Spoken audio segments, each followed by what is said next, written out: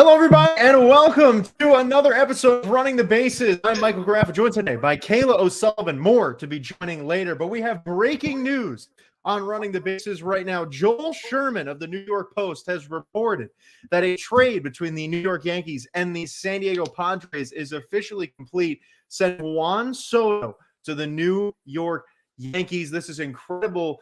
Massive news, the biggest we've had of the entire offseason. I'm joined by Kayla O'Sullivan, a New York Yankees analyst and fan. Kayla, what are your initial thoughts? Well, first of all, thanks for having me. I cannot stop shaking. This is the happiest I have been, honestly, since they signed Garrett Cole. Because when they Hold on, your microphone is really awful. Your microphone is horrible right now. I need you to figure. Hold on. Are you covering your microphone with your hand? Yes, there you go. Restart the whole thing. What are your thoughts? I'm absolutely shaking. I have not been this happy since they signed Garrett Cole, because with the Judge one, I was very optimistic, thinking that they would just do that, and was just going to be way more disappointed. But there was a small part of me with this Soto thing. I was like, they're just not going to pull it off. They're the Yankees, and the Yankees lately just can't really pull things like that off. Blank, welcome. Juan Soto is a Yankee. I'm shaking. I cannot get over this. And we got him for just the perfect amount. It's okay that we lost Michael King. It's okay that we lost some of those prospects, because I'm not looking to build a team in 5 years. I'm looking to win now. Okay, looking to win now. What happens when Soto wants the money? We're the New York Yankees, and they need to start spending money like it. Okay, fair. But my question is, what are they going to do with the outfield now? Like, of course, it's so worth it to acquire Grisham in order to get Soto. So worth it. But somebody's got to be traded between Verdugo and Grisham. One of them has to be, right? I'm thinking they keep them around until about All-Star break, and then a Verdugo Oswaldo Cabrera package might be sent out for something. I forgot about Oswaldo Cabrera. And then you keep Dominguez, even though Grisham. he's hurt. Like, that outfield is so crowded. I know. So I'm hoping that if they don't trade them now, that they'll trade them before the All-Star break, because I'm expecting Jason Dominguez around that July, early August area. Well, Graffa, it's how you pretty feeling, clear. buddy? It doesn't matter to me at all. This is great news for baseball. I've been dying to do a breaking news show. We're bringing the breaking news shows back for this year going forward, and I've been dying to do one. I mean, it's been forever. The winter meetings are over, and we had nothing. I'm so happy that something has happened. To say that they'd have the big offseason splash. No. Well, they're going to sign Yoshinobu Yamamoto. No, dude. No, they are not. I would much rather have Yamamoto than Soto. Well, we're going to have both on the Yankees. The Yankees, Yoshinobu Yamamoto is never going to go to the Yankees. If it's between the Mets and the Yankees, he's never going to choose the Yankees. The only reason he would choose the Yankees is if the Mets will not pay him. The Mets are going to give him more money than the Yankees. So unless he says, I'd rather play for the Yankees, he's not going to. There's no way that Yamamoto is a Yankee. The Mets will up any deal the Yankees offer him. It's not possible. We'll talk about Yamamoto later. That's much further down the line. Right now, the big news. I can't wait to come back and watch this. I cannot wait to come back and watch this when he's a Yankee. I'll post it. I'll post it if it happens. But on Soto, it's not gonna. I am still shocked. The Padres gave up a ton for him, and that just after 1 year, after a year and a half, they're like, yeah, it's time to move on. Which I get it. They have a lot of big contracts, of course. When you look at Tatis, when you look at Machado, a lot of big contracts. But still, you go out and you give up the farm for Juan Soto and you just ship him off like that. It's weird. It's weird to say. And I am a little surprised that maybe they didn't ride him out for half the year, see if they could really get something going and get that last year out of him. But I'm also not at the same time.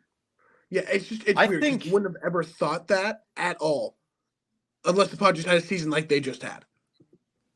I also think what's fascinating is what does this now lead to for the Padres? And also, on top of it, as these breaking news shows go, I don't add much commentary. I'll add a little bit. I like asking you guys questions. I like to hear your thoughts. But before I get to the Padres ramifications, what does this mean for the Yankees? The Yankees already don't have the top farm system in baseball. They've got a decent one. But now you're trading away all these players, including Michael King, who I think is, he's an incredible reliever. I think he's being overvalued by a lot of people. He's still great, but it's not like you're losing a Josh Hader as a player. So what does this mean for the Yankees? Where do they go now? What if they don't re-sign Soto? What if they don't even make the playoffs this year with Soto? Where do the Yankees go from here? Well, if the Yankees don't even make the playoffs this year, like Boone, Cashman, everybody. yeah, you gotta and you not light it on blow fire. it up, but like kind of blow it up. Yeah. And then the thing with like Michael King that I don't really mind him going is the Yankees were kind of starting to test him out in like that long reliever, almost starter spot and looking to maybe move him out of the bullpen, but there's not really room for that, especially with Clark Schmidt now coming out of the bullpen and becoming a starter.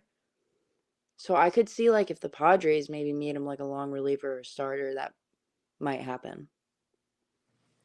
The thing is for the Yankees, they've got the offense. They've got now the big left-handed bat that they've needed. Soto's going to crank in the short porch.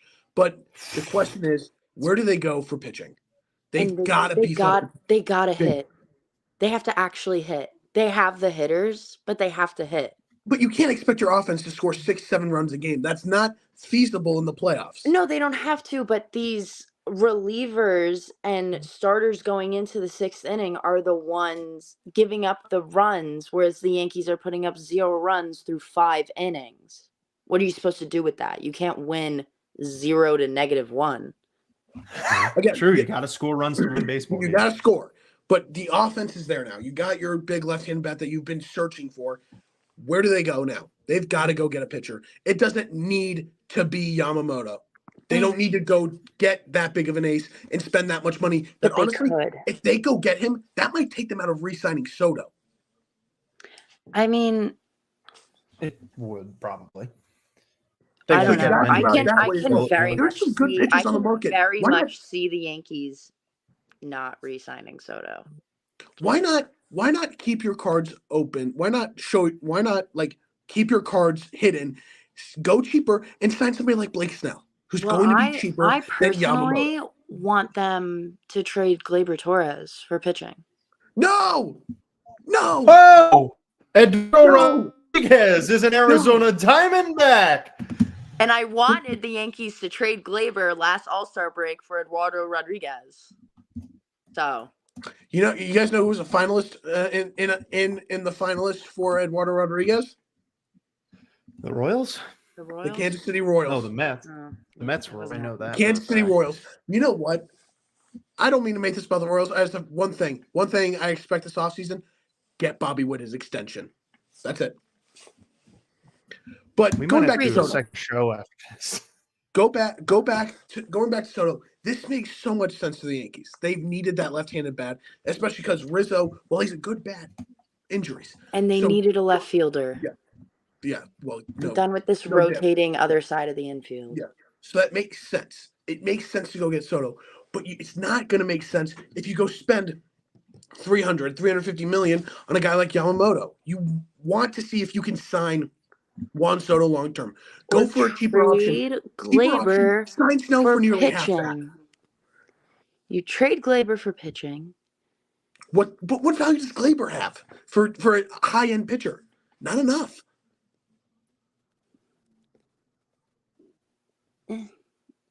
Kayla, I am as big of a Gleyber supporter as anybody. You know I've not been recently. Yes, I believe Gleyber is a little overhyped, which is why I'm thinking you could kind of get something that shouldn't be coming out of him. The value's not there as much as it once was. So but I think that people think it is. And I disagree. I don't think. I disagree. I don't think there's a team that's going to buy high on Gleyber and give up a high end pitcher. I completely agree. I don't see it. If you package a young guy like I don't know, Oswaldo, yeah, maybe. Maybe. Okay, so now we're on the same page. You're going to have to give up more than just Gleyber Torres to get a high-end pitcher. And do the Yankees want to give up a young talent like him? Like Gleyber or like Oswaldo? Because probably both. But that's the thing. Do you want to give up a guy like Oswaldo in order to get pitching with Gleyber? Is it worth it, especially if there's a chance Soto doesn't re-sign. I'm That's not another gonna thing. lie, because Oswaldo's probably really not gonna play. That's the thing, No, he especially won't. now that He's we're expendable. throwing in all these. Who is it? Oscar Gonzalez from the Guardians. He's also now on the Yep. team. There's a bunch of outfielders. Yeah, this team has too many outfielders. But here's They the need thing. infielders, though. They really don't have a solid infield, that's for sure. Rizzo's a solid first baseman. You could Yeah, have but Rizzo. he's not gonna hit You could 260. have Peraza. You could have Volpe. You could have LeMahieu. But instead, we're gonna have That's an Glaber and his average errors. infield. It's still an average infield, though. They need to improve somewhere. You can live that's with the an thing average infield. They can improve with Oswald You can live Peraza, with an but no one average would know infield about it. to have that outfield. All right. Right now, the Yankees don't make the playoffs with their roster at the moment. No, even with Juan Soto, they're not making the playoffs. I'm sorry. They need to do more. Graffa, This I'm not team saying they win that division. needs. Hear me out. I'm not saying they win that division. They get a wild card spot. Yeah. They get a wild card. It's if they do it look, this is saying they don't make anything else. At the moment, if they do, it's by a game at best. They are not. The thing is, your offense, significantly can carry you to the playoffs. Your offense can carry you to the playoffs. Or they could destroy us like they did last year. Our best hitter was Glaber Torres, and he batted like 265 with like maybe 25 home runs. Aaron Judge was out for a long time because of a bad wall. Still, that's baseball. It happened. And hopefully we're getting a good Carlos Rodon year after a bad one, because that seems to be the trend. We've got people here that are also interested in the Dbacks signing Eduardo Rodriguez. We'll get to that in just a moment. That is also really, really big news. Not as big as the Soto trade. Of course, it has to happen right now. I was going to do 2 separate shows on the 2 deals, but I didn't think they were going to happen back to back. But we do have to mention that the Diamondbacks signed Eduardo Rodriguez 4 years, $20 million a year. Rodriguez coming off of the best year of his major league career, 3.30 ERA over 26 starts. It's a really big deal for the Diamondbacks. They really, really needed they needed an arm that's better than a 4 or 5 starter. They got themselves a 3 starter, maybe a 2 starter. And I like that a lot. It adds to an already decent top end, a great top end of the rotation. We have the full trade in for the Yankees. The official trade is King, Thorpe, Vasquez, Brito, and Higashioka for Soto and Grisham. It's the same trade that we had been expecting all day. And it's a good deal. And we also have input from our resident Padres analyst who will be joining us, not today, but I'm sure in future shows, Dominic Stern. His official statement for running the bases: trading Juan Soto objectively sucks. He is arguably the most consistent hitter in baseball. His combination of power, contact, and discipline is one of a kind and can't be replaced. The Yankees are lucky to have him, and I miss watching him hit. The Padres got worse today, no doubt about it. However, to improve the pitching staff with a proven arm like Michael King is great. I'm sad. Go Padres. Heartfelt words from Dom Stern. I think one day he'll feel good about it. Also, before we keep going, we have another New York Yankees analyst, a buddy of mine who I knew from New York. This is Alex Rocco. Alex, another Yankees fan. Alex, what are your initial thoughts on this incredible deal? I mean, finally, it felt like it was dragging on the entire day. And as a Yankee fan, and just honestly as a fan of baseball, you were on the edge of your seat just waiting for this to happen. And I was sitting on my couch in my apartment and I saw the notification and just instantly jumped up and started celebrating. And anytime you get a player like Juan Soto or see Juan Soto move in a deal, it's a big deal. And I'm ecstatic as a Yankee fan. He's just such a catalyst in a lineup. He can just flip that lineup and take it to so many new dimensions. Like that heart of that lineup, I would never want to face it now. Do you want to go up against Aaron Judge and Juan Soto back-to-back ever? No. It's the same as going against Mike Trout and Shohei Ohtani.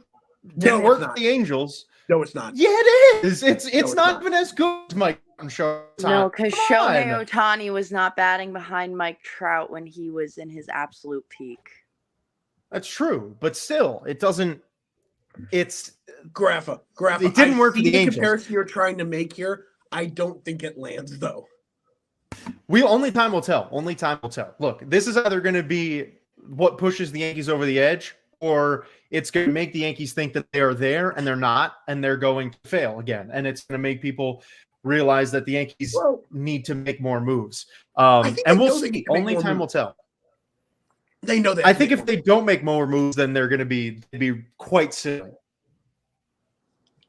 It's a wild day. And how about, I think, another interesting underlying storyline here. Juan Soto, generational talent, a guy who is easily, as Dom Stern said before, easily one of the best, if not the most raw talent, best hitters in baseball, has been traded twice in his career. That is insane on its own. You don't see superstars flipped around. Hold on. Let's think about it this way. The Nationals were not going to give him the money he really wanted. That made sense. The weird one's the Padres, because he wanted to stay in San Diego. He said that. So it's weird. I think it's the Padres understand that we have so many big contracts. We have to move them because we can't afford them. Get something while we got them. And honestly, I think the deal's solid because I don't think the Yankees overvalued him. I think it's a pretty good deal. We'll see what it yields for the future. I think he's been flipped around so much because he's been caught in weird places. Yeah. Like, they won a World Series in Washington, but, like, it's the Washington Nationals. Like, they don't have the money to spend on Juan Soto, so they have to send him out. And then the Padres have gotten really good, have put out some of that money, but they're still the San Diego Padres. They're not the Los Angeles Dodgers. They don't have all that money either. Now you're putting him in a situation like the New York Yankees, where they should spend all this money, hopefully. But they've been a little... Sorry, I'm going crazy over college football. My bad. I'm more intrigued about the tweet that Bob Nightingale just released that says Arizona Diamondbacks buying this money signed starter Eduardo Rodriguez to a 4-year contract worth about $80 million, giving them a powerful rotation of Zach Gallen, Merrill Gurriel, Rodriguez, and Brandon Pfaadt, spelled F-A-D-T. I'm wondering who this Merrill Gurriel guy is. Fascinating. Yeah, I'd love to know. Okay, I want to actually say one thing about the Rodriguez signing. Great deal for them. Gets them a surefire 2 or 3, like you said, Michael, but also gets them a really good lefty in there to mix in with Kelly, to mix in with Gallen. I think it's a very, very good deal for them. I love it. It's interesting because didn't he say that he wanted to head more east to be closer to family? To go to the Diamondbacks? Hey, I mean, money talks. But that is odd that it was like, maybe he just didn't want to play. But also, you can look at the Diamondbacks. They have the roster. They just honestly need to beef up the pitch and get another starter. That starter, by getting a good lefty like Rodriguez, that's a big move. And I think it gives them a push that they need to where they can really compete at the top of that NL West division. Valid. Alex, what are your thoughts on the Rodriguez signing for the D-backs? I like it. Like you guys said, it gives them another quality arm to add, and the Diamondbacks are extremely close, and now you get a reliable starter at the top of your rotation. He's a guy that went 13-9, had a 3.3 ERA, and just having that stability. This is a Diamondbacks team that was just a couple of wins away from winning a World Series and making that next jump. So that's very true. Also, a good buddy of mine, Bailey Leisure, with a fascinating comment here. Dude rejected a trade to the Dodgers at the deadline. Remember that? He's already a D-backs fan favorite. I mean, how about that? That's fascinating right there. I mean, dude didn't want to go to LA. Dodgers. That's interesting. That's really, really funny. I think that the D-backs knew what they needed to do right away because they knew we have the lineup that can do a lot of damage, especially with Corbin Carroll and Ketel Marte. They knew they had the lineup. They just knew pitching. And if they can add a couple more bullpen arms, man, that team is going to be so dangerous. I completely agree. I mean, it's hard to imagine this team not making a run for the West next year. The way it stands right now, the D-backs have improved while the Dodgers haven't done anything yet. Obviously, we imagine the Dodgers are going to sign someone of Shohei Ohtani's caliber sometime within the next week, and we'll be right back here talking about it. If the Dodgers, for some reason, don't sign Ohtani and they don't sign Yamamoto, even if they do, I think the D-backs have a slight chance of making a push for that division. And I think this deal certainly helps them get closer to doing that. I said it last year. I said it after the NLDS once they swept the Dodgers. From that moment, I said the Diamondbacks were winning the West next year because the Dodgers are going to be feeling down, and you never know how a team's going to rebound after a crushing loss like that. The Dodgers are also the Dodgers, and they're going to make some moves that improve themselves significantly. And I think the D-backs are going to have to do everything they can. They've already added Eugenio Suarez. Now they've added Eduardo Rodriguez. I'm sure there will be more. They've talked about maybe JD Martinez. So the Diamondbacks are in an interesting spot right now. They've certainly gotten better. They haven't really lost anybody that's made them worse. Obviously, Tommy Pham and Gurriel are big losses, but you've got Jake McCarthy coming back or Drew Jones in the future. So honestly, why not re-sign Gurriel? No need for him. No spot for him. No spot for him, really? I mean, there's the way it stands right now, the outfield is Thomas, Carroll, and either McCarthy or Dominic Fletcher in left field. I'd rather have Gurriel over both of those guys in left field. I agree, but you can't let them sit for that long. You just can't. I could see why they wouldn't, but it wouldn't be like a bad move. I don't think it's a bad move to go re-sign them at all. I actually think it's a pretty smart move. Give you a for sure guy to lock down left field. And also, if need be, throw him at DH. Get McCarthy some innings out there. You can throw him at DH because you're losing Pham. I think it makes sense to bring back Gurriel. Don't overspend, of course, but I still think it makes sense to at least maybe give him a 1 or 2 year deal just to give you somebody as a consistent piece, whether at DH or in left field. I agree. Also, Bailey tossing in a little interesting note here. I'd like to see the D-backs trade for Randy Arozarena. That's a name that we've seen swirled around the market a little bit. Rays possibly shopping Arozarena and Glass now, yet they'll still manage to finish in second in the AL East. I don't know. A Randy Arozarena Diamondbacks team? Whew, that would be taking the Diamondbacks to. What if the Diamondbacks signed Cody Bellinger? Nah, I see that happening. They don't need a guy. I don't see that. He's going to the. Oh no, I had Bellinger going to the Yankees. I thought he was going to the Yankees if they didn't get Soto, but I think he goes back to the Cubs. I agree. I think he now goes back to the Cubs. I don't know what goes back to the Dodgers.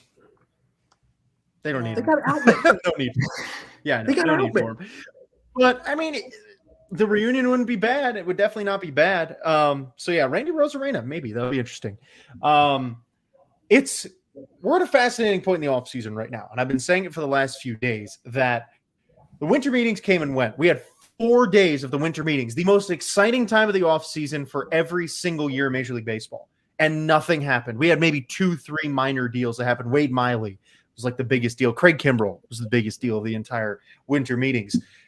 And now, and the entire storyline has been everyone's waiting for Shohei Ohtani to sign because nobody knows where he's going to go. So nobody can spend money and commit to making a big deal. The Yankees were one of the few teams that knew they were not getting Ohtani no matter what. But we can make a deal and trade for this guy because we know that we have the ability to. We're not getting Ohtani.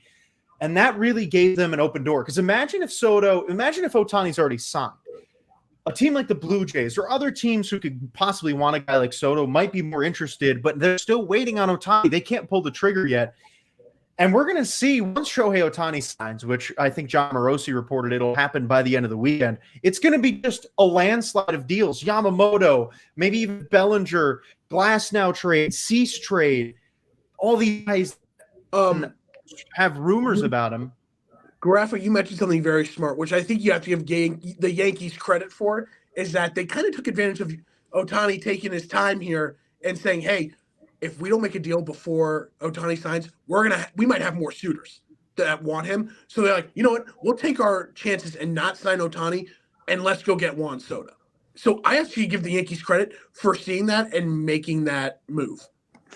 Kevin James, Ryan, really? Yeah. Verified Kevin James lookalike, Ryan Blank. No. I saw that. I look like a character from VeggieTale. What else? Okay. I look like a lot of things, but Kevin James I haven't gotten. Is it the vest? It might be the vest. Hey, it might be the first vest. for everything. It might be the vest. It might be the backwards hat, you know. Okay, better. Now you gotta blend in with the screen around you. But yeah, I think we're going to see a landslide of moves that start to happen within the next couple of days, weeks, and we might be back here a lot, doing a lot of shows because Ohtani's going to sign, Yamamoto's going to sign. Those guys are going to go probably within a week of each other. Those are the biggest guys of the offseason. But, I mean, think about the names that are still left. Blake Snell, Brandon Woodruff, Marcus Stroman, Josh Hader. Let's see. Matt Keeping Chapman. looking down the line. Matt Chapman's a decent one. Tommy Pham, Bellinger, Teoscar Hernandez, JD Martinez, like big names and trades too. I mean, there is a lot that is going to start to happen once Ohtani signs, and that's going to be big. This also kind of rules the Dbacks out of Ohtani too, I guess. Shucks. Not that was ever going to happen, but it's fascinating. I want to get back to a point that I made earlier in the show that I said I would come back to, and that is, where does this leave the Padres? Does this lead to a fire sale for the Padres, and what does the future look like? We'll go in order, Kayla, Ryan, and then Alex, just to talk about what do the Padres look like after this deal? I don't know. The Padres, it's looking rough right now because you've kind of fully bought into this Machado Tatis team, but now there's no team around them, really. Or at least the team around them is falling apart. If the people around them are able to pull together somewhat of a decent season, I could see them maybe trying to make a chase for the wild card. If it's really not looking good, I could see them shipping out Machado midseason. I was going to ask, did they trade Machado and or Tatis? I don't think they trade Tatis because of that contract. I think He's they're too much too liability. committed to Tatis to send him out, but I could see them trying to offload more money in the middle of the season, send out Machado. Here's what I'll say. I think there's two telltale pieces to look at here. If they end up trading Cronenworth, I think it's going to go straight fire sale. Because they said they're open. If they get a good enough deal, they could go fire sale mode. Like, hey, we went to be the big guns, didn't work out. But you also have to look at Blake Snell. Maybe they go and re-sign Blake Snell. Keep him there, have a solid rotation, and have a solid team around him led by Tatis and Machado. That's what I'm looking at. There's two pieces to look at this way. The big question is Snell. Once Snell falls, if he doesn't return to the Padres, and then they look to trade Cronenworth after saying, hey, we're listing the offers on him, then yeah, you're going to see more of a fire sale. And then you could see a potential Machado deal at some point. I'm not saying right away. Maybe at All-Star break, like Kayla said. But I don't think they're going fire sale mode yet, just because you still have a guy like Snell out there. Hey, let's bring him back, see what we can do with this team. There's a chance. Is it slim in how they do that? Yes, but you can't completely rule that out. Yeah, no, 100%. And I think these next few weeks, and you guys both made great points about Snell. If you bring him back, then you have a completely different outlook on your offseason. And now you have an open spot in your outfield. I thought I saw a tweet earlier today that they now had interest in Jung-Ho Lee. That could be another option. Outfielder come in center field, could replace Soto, have another outfield in the contact bat at the top of your lineup. But this is still a team that is extremely talented. You still have Fernando Tatis. You're expecting a rebound from him. Manny Machado hit just around 260 this past year. You have Xander Bogaerts. You still have quality pieces. Yes, you're without Juan Soto, but if you do bring back a guy like Blake Snell, you pair him with Michael King. You got a couple of depth pieces from the Yankees, a lot of depth arms there. So you could put together and maybe make a push for the wild card. But if Snell decides to go elsewhere, I think, like you guys both mentioned, fire sale would be the smart move, and Cronenworth would be that first guy. Yeah, I completely agree with what you guys have said. I think the smart move is see where you go.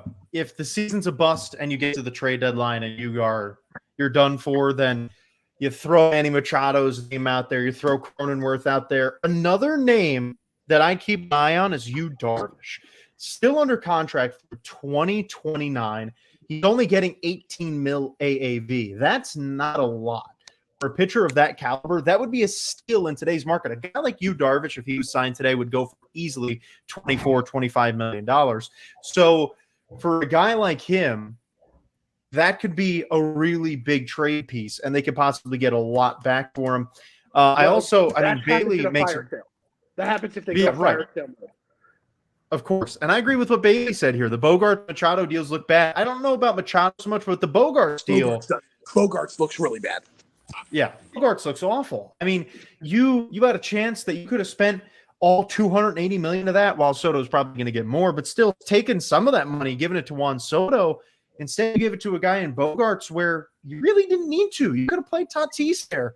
So I think I don't know, the Padres right now, they're in a weird spot. They're in a really weird spot. And I don't see them winning. I really don't. I do not see them winning with this team. I think they overspend.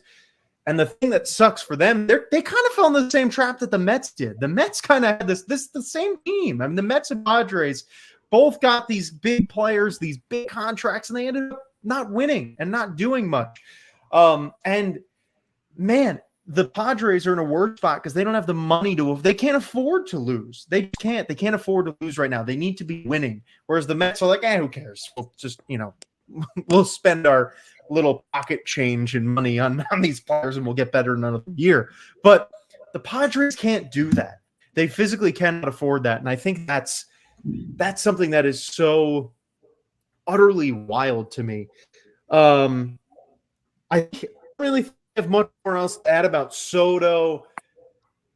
Maybe we could talk a little bit more about Eduardo Rodriguez to the D-backs. It's not as big of a deal, and because the Soto deal is kind of stealing the spotlight, I don't know how much else I'd like to add. I think I want to mention, and I want to hear your guys' thoughts. What else do the Diamondbacks need to do? Kayla's died, apparently. She just disconnected. Don't know where she went. I'm sure she'll be back. So the Diamondbacks, they got their starter. I want to hear what you guys think. Where do they go from here? What moves the Diamondbacks still need to do to not only get back to competing next year for a World Series, but maybe even taking over the NL West? Go Ryan and Alex, and then I'll pop in my thoughts, and I'm sure Kayla will probably return back from the dead at some point, and we'll get hers. Yeah, what I have to look at, obviously, is bullpen. Go add a couple more bullpen arms. I think that's what's key. You have to get some more surefire bullpen arms to where you can feel more comfortable than going to somebody like Montero in big situations. So go add a couple of bullpen arms. I meant Castro, my bad, not Montero. Castro. Yeah. Hey, former Mets were awful with the Mets. I understand the confusion. So, but yeah, you don't want to go to Castro in big situations like that. So I think you gotta go get a couple bullpen arms for sure. I think that's the right plan. I mean, the Diamondbacks bullpen, you finally shored up your starting rotation. You got that lefty that you were looking for in Eduardo Rodriguez. So do they make another big splash? I know Josh Hader has been pretty much Rangers the entire way. Could they sneak their way into the Josh Hader conversation? But I think just shoring up the back end of the bullpen. But this team is they're building for the future. This could be a very dangerous Diamondback team upcoming. I completely agree. And I think they need at least one bullpen arm, without a doubt. I mean, there are tons of bullpen options out there still. Go and get a guy like Colin McHugh or Adam Ottavino to bolster the back of that bullpen. Who? Robert Stevenson. Interesting. That's an interesting one because he could give you some depth too, or a little bit of a length. Sorry. I think that's another interesting player. They need at least one more bullpen arm. They're not going to win without it. I would love to see them get another starter. Maybe a lower level starter like a Carlos Carrasco type pitcher, who could maybe be your 5 starter. And I'd love to see get a DH. Bailey also made a great point. He's made a lot of on the show about JD Martinez, who I said I'd love to see that. I think DH would be a nice added bonus. Wait to see what they do with Gurriel. If they bring back Gurriel, you can always put him at DH. I'd rather have JD Martinez over Gurriel every single day in terms of a bat. I love Gurriel. I'm not disagreeing with you, but still, if they want to bring him back, you can still look at that as well. So not to break up Diamondback talk, by the way, guys, but the Yankees might have dropped one of the most all-time tweets saying really? Juan Soto appears headed to the Yankees. No.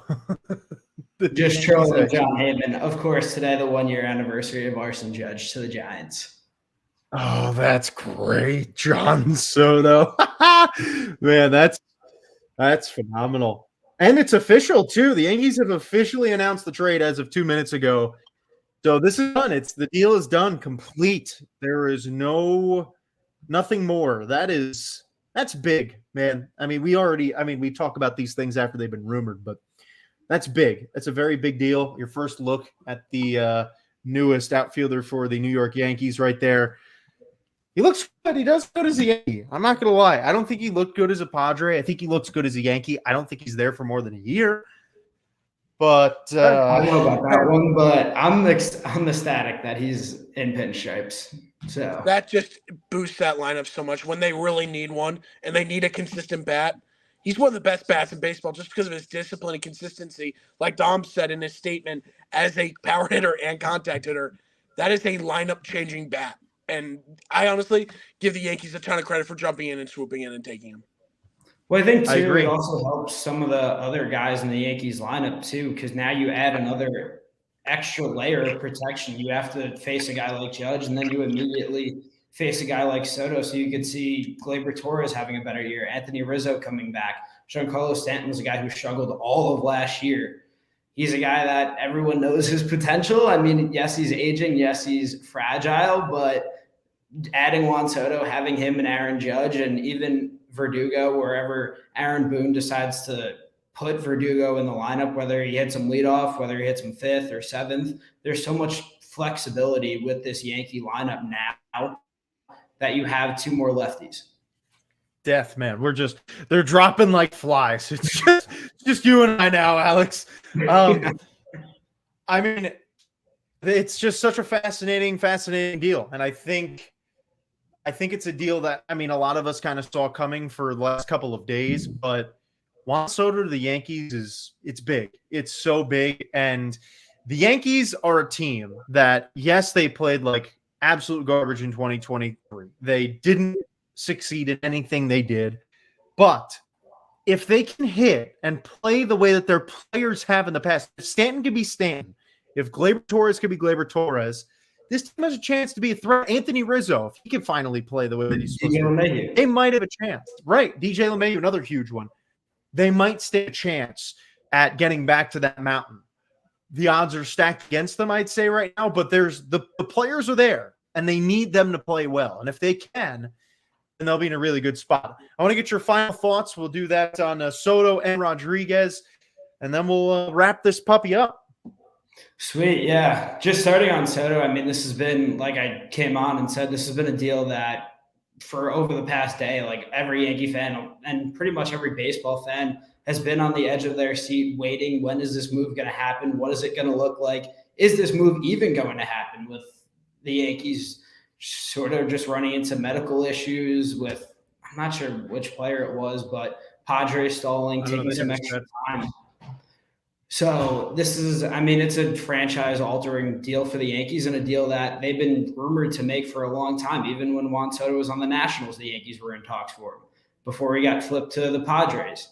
Even at the trade deadline this past year, the Yankees were rumored to get Soto. So now for Yankee fans, it's, okay, you got your guy. Now you have Juan Soto and Aaron Judge. And not to even mention, Trent Grisham is a good backup outfielder and fills a key role for the Yankees. Because this outfield, Verdugo doesn't really have a lot of experience playing center field. Judge is fragile, and Soto can't really play center. So now you have a guy who's coming off of your bench that, yes, he struggled in the past, a career 200 hitter, but he's hit lefties well. I think he hit around 256 against lefties in 2023, has a little bit of speed, plays good defense out in center field. So that's another quality piece, and it's the New York Yankees. I doubt they're done. You need to add more pitching-wise, but showing up your lineup, getting Verdugo and Soto was massive. And then talking about the Diamondbacks, we hit on it pretty much most of the show. Getting Eduardo Rodriguez was a big piece to your rotation. Getting that left-handed arm was a move that the Diamondbacks needed to make. And now you're focusing on adding a little bit more talent to the lineup and shoring up your bullpen. Well, you made some great final remarks. And, I mean, you really summarized it all. The Padres, where do they go from here? The Yankees, they've got their bat. They've got their man. They can't be done. I mean, they've got some more that they have to do. The Diamondbacks have a little bit more that they've got to kind of check off. And then we'll see where they lead into 2024. We lost our original two mates, but I'm glad that you were able to stick around and it wasn't just me at the end, because that would have been just quite boring. For everyone that was watching, we had a lot of people that were watching the show live. Make sure you subscribe. We're going to be doing breaking news shows for every single major deal that happens this offseason. You could see Alex, Kayla, Ryan, myself on all of them, but them three will be joined by plenty of other people that are going to be able to join us this entire offseason. So it's been a great start to the big offseason moves. Thank you, Alex, for being here. Alex Rocco, Ryan Blank, Kayla O'Sullivan were able to join me today to talk about Juan Soto, Eduardo Rodriguez, and what that means for the Yankees and Diamondbacks. We will see you all in the next one. Thank you.